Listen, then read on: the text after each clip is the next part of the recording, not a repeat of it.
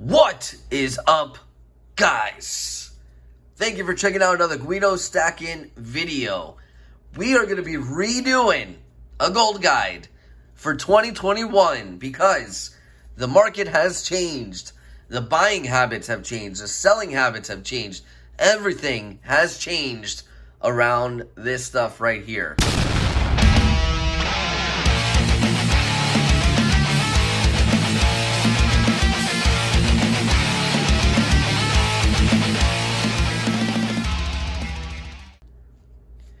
So in this video, I really want to give you guys the perspective of an LCS, both on the buying and the selling side of this stuff, the yellow stuff, the gold.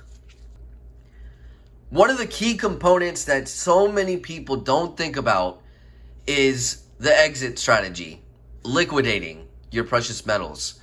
It's really important because if you have somewhat of a game plan for liquidation, then it is going to set you up for a game plan when it comes to buy-in. So it's really important to understand that, guys. Liquidation is probably one of the most important things when it comes to precious metals. You need to be able to liquidate for a bunch of different reasons. One, if you get in a financial pinch, this stuff is great to get you out of a financial pinch. Several videos that I've done when I first started this channel, I mentioned how gold and silver saved me financially when I was struggling with one of my businesses. So it's really important to understand how to liquidate and where it makes the most sense, where you're not going to get dinged on the way out. The other thing is understanding premiums and implementing trading up into gold, whether you're starting all the way at the silver level, trading in silver in order to get your hands on some gold, or trading in smaller gold to get your hands on bigger gold. Now, bigger is not always better. I am sticking with that. That is something I said 3 years ago, and I am still saying it till this day, that bigger is not always better. So now, if you understand how the LCSs work, you'll understand this part of it, right? Liquidating, you'll know what to expect when you're going to an LCS. Most LCSs kind of work in the same way. So, for an example, the more gold you bring to them, the more they are going to offer. Same thing goes for silver. If you bring in 3 silver eagles, they are probably going to pay you spot. Now, if you bring in a monster box, they might pay you $3 over spot. That's just how it works. And the reason for that is because LCSs have their own network. They have wholesalers. They have companies that do not deal with the public, that strictly only deal with the mints. South African Mint, the US Mint, Royal Canadian Mint, etc. So those companies do not deal with the public at all. They only deal with other dealers. The same mentality that was there 3 years ago is still here. It is just difficult for most people to buy an $1,800 piece of gold. It is not easy for someone to splurge like that on a regular basis. So if you're selling privately, the 1 ounce piece of gold could be a tough sell, especially if you are not really known in the precious metal community, people that buy and sell on Instagram, YouTube, Facebook, wherever it is. Now, if you take it to an LCS to liquidate, that's completely different. You will get the money, but you will lose on some of the premium. Some of these coins, LCSs will pay under spot, and it all depends on what the market is doing. So what happens in that case is the more gold you bring in, they could offer you a better price because they can turn around and sell it to either one of those companies or a wholesaler. They pretty much have it all set up. This stuff will not sit in a store. Let's just say you have $20,000 worth of gold. The LCS will probably keep maybe $5,000 of that gold in the shop for inventory, and the other $15,000 will be liquidated as soon as you leave the store. They will be sold to a wholesaler just above what they bought it for. There's not a whole lot of margin on gold or silver, especially on the wholesale level. So they just turn the money, make a quick buck, and that's it. So that's how it works on the LCS side. But why it's important to you is to know, if you bring a lot of gold, you're going to get a better price. If you bring a lot of silver, you are going to get a better price. Now, the other option is you could sell to the dealers themselves, like JM Bullion, Amex, those big guys. They do buy, but it's somewhat of a hassle. You got to send it in. Then the prices are pretty much set in stone. Whereas most LCSs, you could kind of maybe sneak in a couple more bucks here and there. There's a little bit of room to haggle. You're dealing in person. You might be able to get some cash if you're looking for cash. So there is perks to going to an LCS instead. That pretty much sums up the liquidating, the selling portion of gold. Of course, there's a couple other things that are involved, but that gives you the basic idea, right? So you know, the more you bring in, the more you're going to get. So if you want to sell your silver, then make sure you're going to bring a substantial amount of silver in order to get into gold. You don't want to bring, like I said, 3 silver eagles in order to get yourself 1 gram of gold. The thought process should really be, I want to sell 100 eagles and get 2 ounces of gold. That should really be the thought process, because you will get more bang for your buck going into gold right off rip. Now, one of the things I mentioned in the last guide and the last video that I did about gold, mentioning that you should switch to fractional gold, that mentality is still there. Like I said, 1 ounce gold is a difficult sell unless you go to an LCS. The premium is obviously going to be less on 1 ounce of gold, but that doesn't necessarily mean it's the better buy. So if you plan on selling privately and trading up into bigger pieces, which is something I highly recommend, most LCSs will actually do the same thing. They will give you some of that premium on the 1/10 ounce, on the 1/4 ounce, on the 1/2 ounce. They'll give you some of that premium. You won't get all of it back like you would if you were to sell on your own privately. But the basic mentality is, guys, if there is a 6% premium on a 1/4 ounce, right? When you go to sell privately, that is the going price. So you might undercut by a couple bucks. Let's just say this is going for 500. You might try and sell for 495. You're not losing a whole lot. So you do get most of that premium back. But the main mentality behind that is you are constantly stacking gold. So if you are starting small, right? If you don't have a big initial amount to get into gold, the strategy should really be to take baby steps into gold.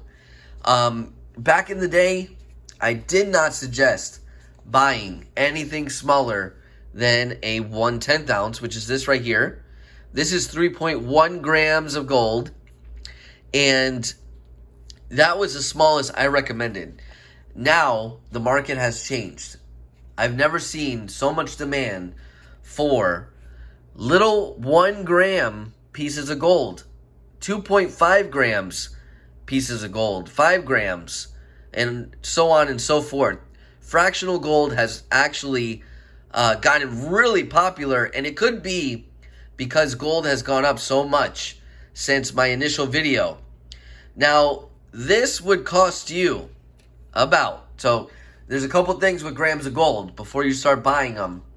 If it is in a card, right? So the Valcambis come in this orange card, and it says the purity usually comes with a serial number, and it's in a plastic card. I wish I had one to show you, but I don't.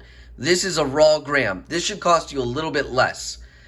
For that card that it comes in, you're going to pay a little bit extra because people usually want the card. They stack good on top of each other. You won't lose it as easily. This little 1 grammer, if you have it loose, forget it. You could lose it. But I'm going to give you an example of how much over spot you're paying. So the way to figure that out we're doing 1761, which is gold today, divided by 31.1 grams, which is how many grams are in 1 troy ounce. So it costs you $56.62 per gram. That is melt. That means that is exactly what gold melts for. So if I were to take this and bring it to a melter, that's how much they would pay me for it, right? That's exactly how much it's worth, $56.62. The cheapest you're going to find is probably about $65 now for a raw Valcambi. Now, you might get lucky and find them a little bit cheaper. If you do, that is getting into wholesale prices. It should be going for about 65. I happened to sell a couple of those at 60 the other night on one of my auctions. That was a wholesale price. We would pay, if you were to bring a bunch of these at the LCS, we would pay right now about $55 per gram. So it's like $1 under per gram. Okay? So 65, real quick, this is how much you're paying for an ounce of gold by going the gram route. 65 times 31.1, you are paying $2,021 for a gram of gold if you are going that route with the 1 grams. And that is 1761, $260 over spot. And what that means is, in terms of weight, you're basically losing 3.1 grams worth of gold. You're paying that much extra. You could actually have another 1/10 ounce with that extra money. Now, it's still viable, the 1 gram route.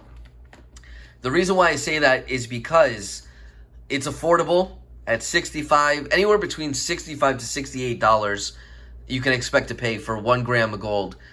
It's viable because that is, you could do a weekly basis. It's a viable option. It's affordable. And like I said, the demand is there. Whereas 2 years ago, 3 years ago, nobody wanted 1 gram bars of gold. Nobody. And that's why I did not recommend it. Besides the premium, the other thing you got to think about is if there's buyers, right? So the argument 3 years ago with the 1/10 ounce, those right there, was the premium was like this and the amount of buyers was like this. Whereas the 1 gram of gold, the premium was like this and the amount of buyers was like this. And that just does not work. When the premium is really high and your potential buyers is really low, you don't want that. You don't want it. You're asking for trouble. So that is why I recommended the 1/10 ounce. Now, the premiums have gone up on the 1/10 ounce. It's gotten more expensive to go this route. So I understand it's not easy for everybody to front $215 at a time. Back when I made that video, I think 1/10 ounce gold was going for like $150, $160, something like that, if I remember right. So times have changed, and I get it. The concept here, just like pretty much with silver, just not as drastic. It's more drastic with gold. The bigger you go, the cheaper it starts to get. As far as the premium, it gets less and less and less. So if you go to the 2.5 gram, you're paying less of a premium. And then if you go to the 1/10 ounce, which is the next step up, so 2.5, you're going to 3.1 grams, which is the 1/10. That is the next step up. You're paying less of a premium again, unless they are collectible, like these kookaburras or any of the lunar series. Those carry more of a premium because they are collectible. I personally, when it comes to gold, don't really recommend buying anything that is numismatic. Like 1 ounce gold that is really collectible and numismatic and the premiums are through the roof. I don't recommend it because it's almost a guarantee loss. Unless, once again, you have the means to liquidate privately. In that case, you might be able to find a buyer that will pay the premium because that is the going rate. Once you go to an LCS, forget about what you paid for coins and premiums, because that is all out the window. It goes for silver and gold. They will not give you $50 for the Zeus coin that just got released. They will not give you $2,000 for the 2021 Dragon Bar that Perth Mint released. It's just not going to happen. They are not going to give you those premiums back. So it's almost a guaranteed loss unless you have the means to sell on your own.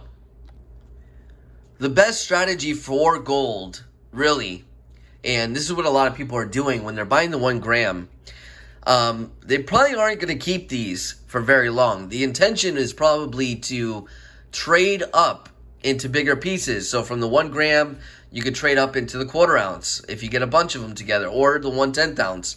And then you trade in the 1/10 and you get into the 1/4 ounce. And you pretty much stop where you want to stop. The 1 ounce is not really a bad buy. I don't want to get you guys confused. It's just hard to sell privately because, like I mentioned before, it's just really hard for people, regular people that are on a budget, that have a 401k, money going in there, and have a mortgage, and things like that, have kids, to be able to shell out $1,800 on a single purchase. And then on top of that, the chances of you finding a buyer with nobody knowing who you are in the community, with so many fakes going around, that adds a whole nother level of difficulty. So I personally, just like back in the day, the 1/4 ounce is probably the best bang for your buck because, once again, the premium is not too bad. It's even smaller than the 1/10, and the amount of buyers is even bigger. The market for the 1/4 ounce is even bigger than the 1/10 ounce because it's easier to shell out $500, and it's a good amount of wealth storage in that little coin, a 1/4 ounce, and you get $500 worth of cash locked into that piece, right? And it's at a price point where it's feasible for a lot of people. Now, if you look at my gold stack from when I first started this channel till now, this is something I have done for years now. I've done it pretty much since I started to sell, which is pretty much in 2016. I've traded smaller gold up into bigger gold. Most of these big 1 ounce coins, I didn't really shell the money for them. I basically traded in my 1/10s, some of my foreign gold that I have here, and used the premium on these, right? So I have the advantage. I'm known on YouTube, I'm known on Instagram, so I get the premiums back. And with that premium, buying the 1 ounce, I basically have money left over at the end of the day. And the same should happen to you if you were to sell privately, because people are going to pay the premium. Everybody is at a different level of stacking, and that's just the bottom line. Not everybody could afford 1 ounce of gold. Not everybody could afford 1/4 ounce gold. Not everyone could afford even these LMU coins, which are the European gold coins that are about 300 and change right now. Not everybody could afford that. So knowing that there's different levels of gold, and if you start going to really extreme highs as far as price point, the buyers start going down because not as many people can afford it. I personally would recommend, and I said this in the original guide, instead of trying to save up for bigger pieces of gold, let's say you're trying to save up for a 1/4 ounce, which is about $500, I would start buying smaller gold and then trade it in to get the bigger gold. Because if while you're buying the smaller gold, gold goes up, you're actually making money. Whereas if you're trying to save up for a 1/4 ounce, it could start to run away from you. That is the argument I had for the 1 ounce. If you're trying to save up for a 1 ounce gold coin, the original video I did, I think I was saying $1,600 for that coin, right? And that's with the premium at the time because gold was much lower. So imagine if gold starts to run away from you. You're trying to save up $1,600 all of a sudden it starts making a run to 1,800, you need another $200. And you just missed out on that $200 run up because you were not buying any gold. You had none to show for it. Whereas if you started buying these little guys, these go up along with the gold price. So you would have made a little bit of cash because you were doing it gradually. So depending on your financial situation, what you can afford, nobody knows that better than you, right? Is where you should pretty much be. Another piece of advice, don't buy more than you can afford. Don't let FOMO get to your head, okay? There's a lot of pumps, a lot of pumping channels saying gold's going to 5,000, 10,000. Don't let the FOMO get to your head because it's going to make you overbuy and you're going to end up overspending more than your means, more than you can afford. And if you have to turn around and sell it right away, you are definitely going to lose money. I've seen it happen in person at the shop. Literally had some people come in, buy $3,000 worth of silver, and literally the very next week come back and have to sell all of it. So they took a loss. They bought it at $3 over spot. They had to come back, and we were buying at $1 over spot. So you do the math. Make sure you can afford everything you buy, that you don't have to sell it. The only reason you would have to sell it is if you are trading to a bigger piece of gold. That is probably the best advice I could possibly give anybody for gold and silver. Don't spend more than your means.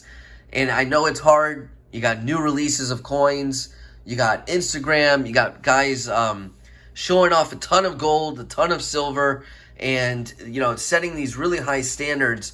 But don't let it get to you. Everybody is stacking at a different level.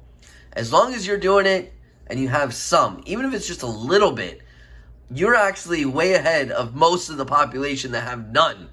So just keep that in mind.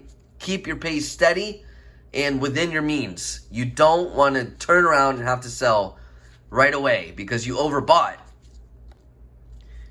All right, so I am going to basically give you a general idea of what my LCS is basically paying for gold right now, just to give you an idea. Now, of course, this is not set in stone.